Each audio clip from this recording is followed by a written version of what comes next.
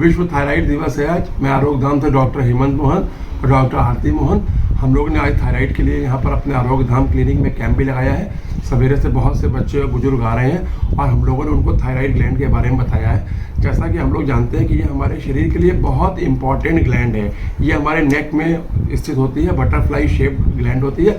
ये हमारे शरीर की बहुत सारी मेटाबॉलिक एक्टिविटीज़ को कंट्रोल करती है।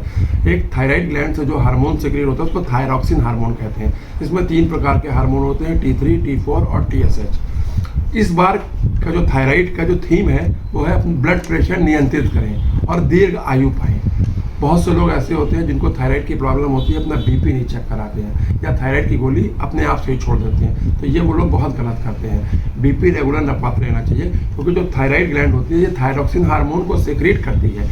तो ये हार्मोन हमारे शरीर की सारी मेटाबॉलिक एक्टिविटीज़ को रेगुलेट करता है। हमारे शरीर की जितनी भी सेल्स होती हैं उनको काम करने के लिए एनर्जी चाहिए।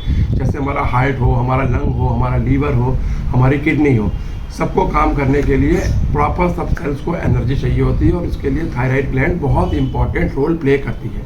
थायराइड ग्लैंड 2 प्रकार के रोग हमारे शरीर में पैदा करती है।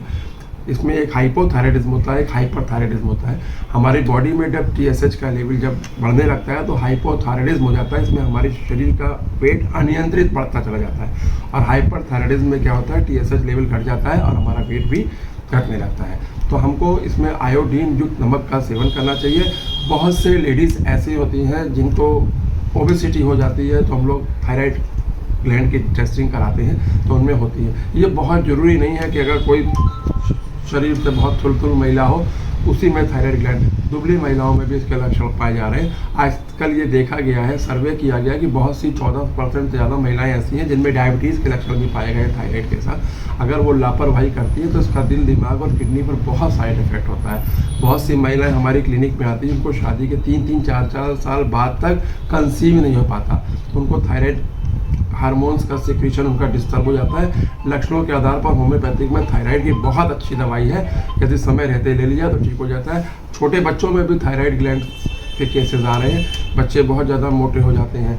तो हम लोग अपनी होम्योपैथिक दवाइयाँ देते हैं। लक्षणों के आधार पर प्रॉपर काउंसलिंग करनी चाहिए। हम समझते हैं कि बहुत अच्छा रेगुलेट हो जाता है। बहुत से केसेस ऐसे हैं, बहुत से पेशेंट रेडियोथेरेपी कराते हैं।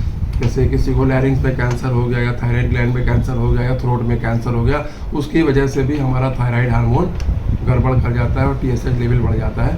तो ऐसे में हमारे होम्योपैथिक में रेडियम ब्रोम नाम की दवाइयाँ होती हैं, थायरॉइडनम होती है, लक्ष्य समय रहते हैं उनको ले लिया जाए तो बहुत अच्छा उपचार संभव होता है। थायराइड में जो पेशेंट होता है उसको अनिद्रा, घबराहट, बेचैनी, उसका बेसल मेटाबॉलिक रेट हमारी होम्योपैथी दवाइयों से ठीक रहता है। तो थायराइड की दवाई को कभी भी बंद ना करें। समय समय पर हर 4 महीने में अपना T3, T4, TSH कराते रहें। और जो हमारा एंडोक्राइन सिस्टम अगर बॉडी का मजबूत रहेगा तो हम शारीरिक रूप से स्वस्थ रहेंगे।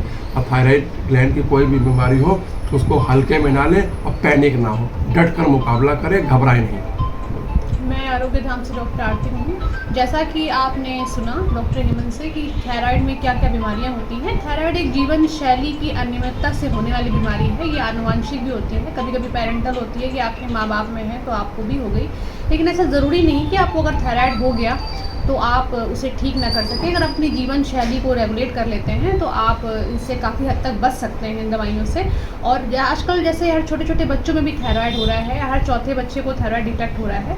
तो ये सब जीवन शैली, खान पान, देर से सोना, देर से उठना और मोबाइल का अत्यधिक यूज़, इन सब चीज़ों की वजह से भी हो रहा है। गर्भवती महिलाएं भी जो होती हैं, अगर आपको थायराइड है तो आपको उसको रेगुलेट करना चाहिए, नहीं आगे आपको काफ़ी इसके साइड इफ़ेक्ट झेलने पड़ सकते हैं।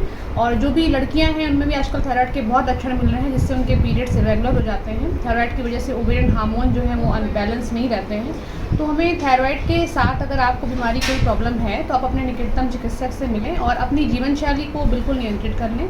आप अपना वजन ना बढ़ने दें, ऐसी चीज़ों का सेवन करें जिससे आपका मन, मस्तिष्क और शरीर जो है वो स्वस्थ रहे।